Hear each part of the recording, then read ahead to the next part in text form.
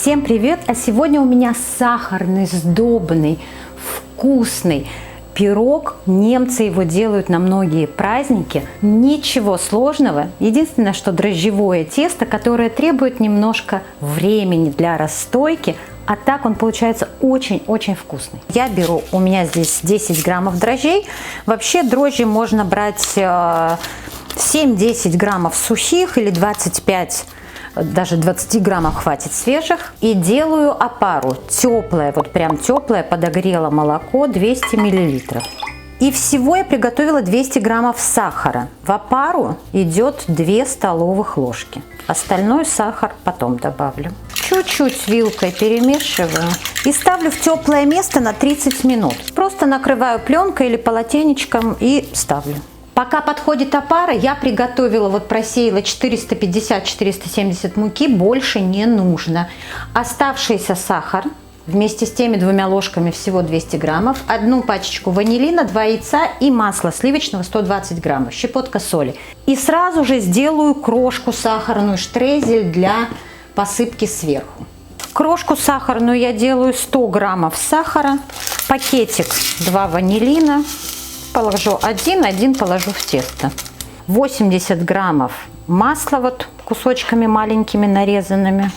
И сначала вот вилкой, а потом руками перетираю в крошку. Масло холодное. И ставлю пока в холодильник до того момента, как оно понадобится. Отлично вот поднялась опара, прям хорошая такая пеночка. Сразу разбиваю сюда 2 яйца. Вот такое вот размягченное масло, я его вот достала, оно у меня несколько часов даже стояло на кухне. И яйца, кстати, тоже у меня здесь теплые, поэтому все здесь должно быть теплое. Сразу вот так чуть-чуть перемешаю, чтобы крупные кусочки убрать. Пакетик ванилина.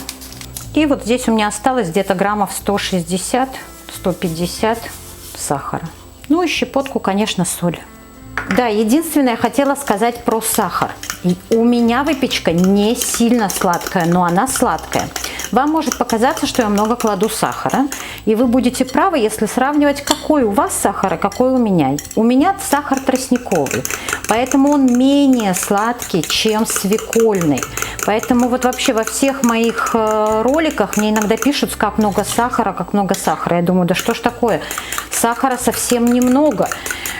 Потому что мы сильно сладкое не едим. Поэтому смотрите, если у вас свекольный сахар, то чуть-чуть поменьше положите, граммов на 30-40. А если тростниковый, смело, строго по моим рецептам. И вот так хорошо уже, когда перемешала, начинаю добавлять просеянную муку. Вот треть сначала. И когда тесто становится вот туже, уже, конечно, перехожу на руки. И не перекладывать муки здесь, потому что это сдобное тесто.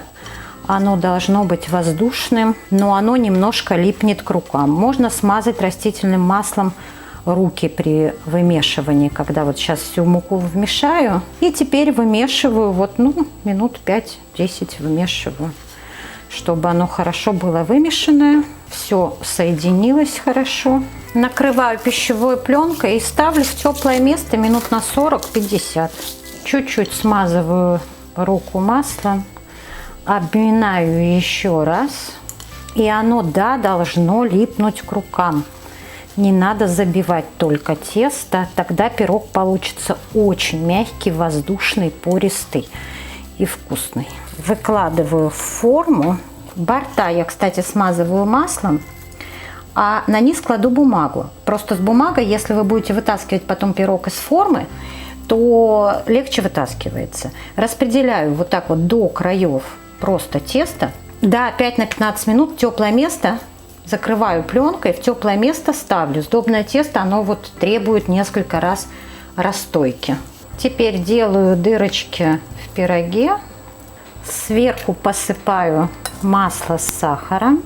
Я люблю вот когда прям обильно. Вы можете взять даже вот в 2 раза меньше порцию масла и сахара. Оно должно образоваться вот такая сахарная корочка сверху. Но я люблю, когда ее много, несмотря на то, что еще сливками поливать буду теплыми. Все, ставлю в разогретую духовку на 30-35 минут, не больше. Вытаскиваю и поливаю сливками теплыми. В духовке он у меня простоял 45 минут. Смотрите, конечно, по своей духовке, но пирог должен быть пропеченным. Сейчас я его поливаю теплыми сливками. У меня уходит миллилитров 150.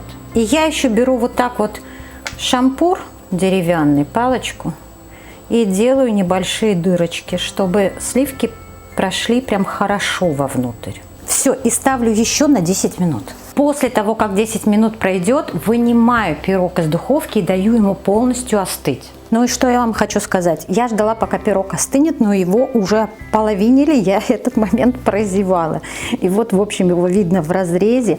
Очень мягкий, очень нежный такой. Вот прям корочка вот эта вот сказочная, она похрустывает, а внутри, не знаю, как показать, но очень мягкий, поверьте, очень вкусный. И вот здесь вот есть, там, где были дырочки, прошли сливки.